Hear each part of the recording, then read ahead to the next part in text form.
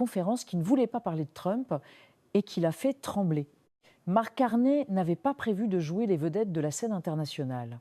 Il était à Ottawa pour une mission qui pourrait sembler presque banale, parler des prix des aliments, du coût de la vie et de l'accessibilité financière pour les Canadiens.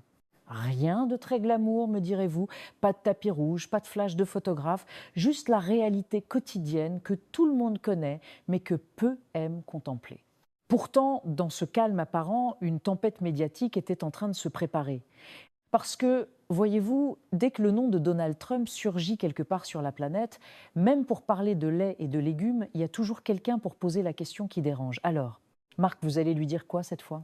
Il faut imaginer la scène. Carney, impeccablement habillé, ajustant sa cravate, prêt à parler de la fluctuation des prix des pommes et de l'impact des marchés sur le panier de ménage moyen, et derrière lui, le monde entier qui retient son souffle, attendant qu'il prononce le mot magique « Trump ».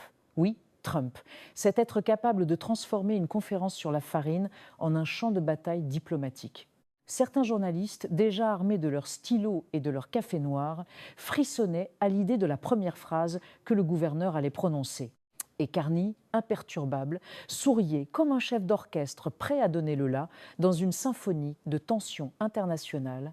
Mais ce qui rend ce moment savoureux, c'est justement ce décalage. Alors que le monde attendait une réaction, un sursaut, une émotion quelconque, Carney a offert le silence, la maîtrise et surtout l'art de la stratégie invisible. C'est là que la magie du leadership à la canadienne opère. Là où d'autres auraient crié, tempêté ou pire, fléchi, lui a simplement regardé le chaos et a continué à parler de pommes, de prix et de chiffres. Un détail? Pas vraiment, parce que ce calme olympien, ce petit sourire presque imperceptible, est exactement ce qui fait perdre ses moyens à Trump. Oui, le même Trump qui transforme une poignée de main en crise diplomatique et un tweet en un tremblement de terre médiatique se retrouve paralysé par un gouverneur qui parle de carottes et de dollars canadiens. Et il faut avouer, ce moment contient une leçon pour nous tous. La puissance d'un dirigeant ne réside pas toujours dans le bruit ou l'éclat, mais dans la capacité à rester maître de la scène quand tout le monde attend le spectacle. Et pendant que le monde se concentrait sur le spectacle Trump, Carney orchestrait discrètement la symphonie de la souveraineté canadienne avec la précision d'un horloger suisse et l'ironie d'un satiriste français. Ah, et si vous aimez voir la diplomatie se faire avec panache et une petite touche de sarcasme international, n'oubliez pas de vous abonner à La Réalité de l'Amérique, parce que franchement, où d'autres pourriez-vous observer Trump perdre son latin face à un Canadien qui parle de brocoli et de budget public avec autant de dignité? Et maintenant que nous avons planté le décor et admiré le calme olympien de Carney face à l'ouragan Trump, il est temps de passer à la suite. Comment les menaces de droits de douane et les insultes américaines ont été traitées avec une précision chirurgicale par le gouverneur canadien?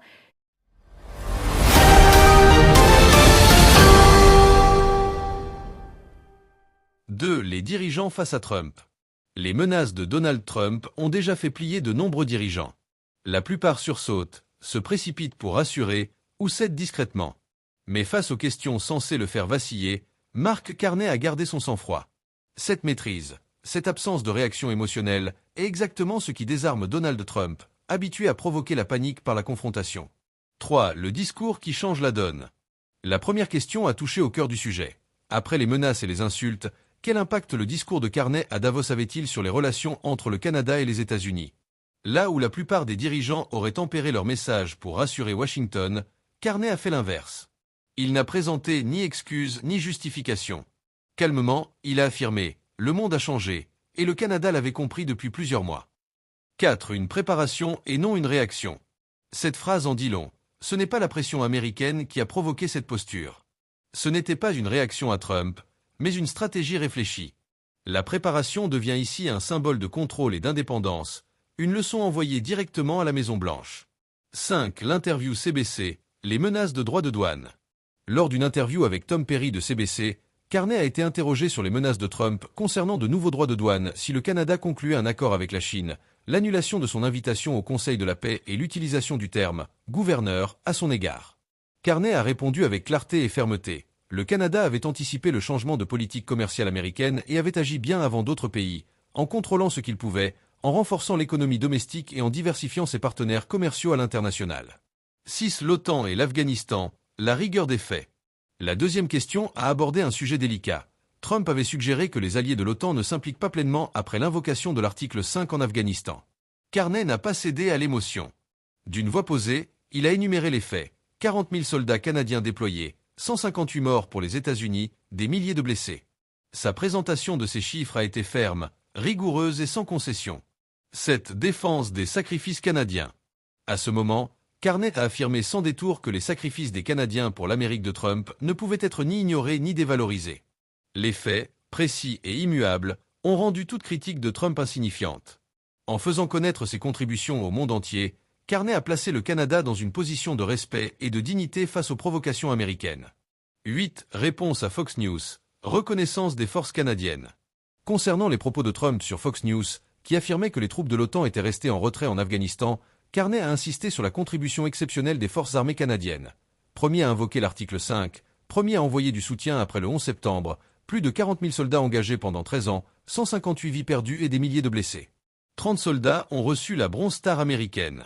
Ces chiffres soulignent l'importance de leur engagement pour la liberté et les valeurs canadiennes. 9. Trump et l'émotion vs Carney et la raison. Trump prospère sur les confrontations, les échanges criards et les réactions émotionnelles. Carney, lui, a refusé toute escalade en traitant chaque question avec sang-froid. Son calme stratégique et sa maîtrise du discours ont non seulement désarmé Trump, mais ont également renforcé la crédibilité du Canada sur la scène internationale. 10. Conclusion. Une leçon de leadership. Cette conférence de presse montre que face à la pression internationale, la maîtrise et la préparation peuvent l'emporter sur la confrontation et l'émotion. Mark Carney a démontré qu'un leader peut défendre son pays avec fermeté et rationalité, sans se laisser intimider, et que la dignité et les faits restent les meilleurs arguments face à la provocation.